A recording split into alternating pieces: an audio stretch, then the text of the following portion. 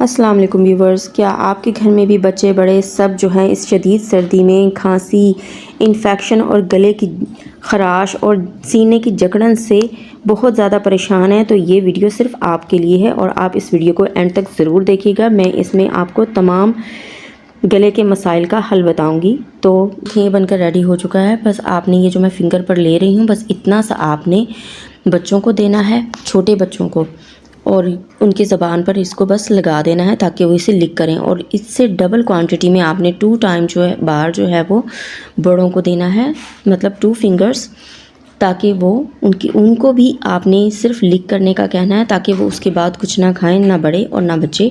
इसके बाद में आप देखेंगे कि बहुत ही जल्द आपको इसका इफ़ेक्ट फ़ील होगा कि आपकी खांसी भी रुक जाएगी, आपकी गले की ख़राश, इन्फेक्शन वगैरह 1 से 2 बार में ही आपको बहुत ही ज़बरदस्त इसका रिज़ल्ट मिलने वाला है। तो आप ये मेरा खमीर ज़रूर ट्राई कीजिएगा।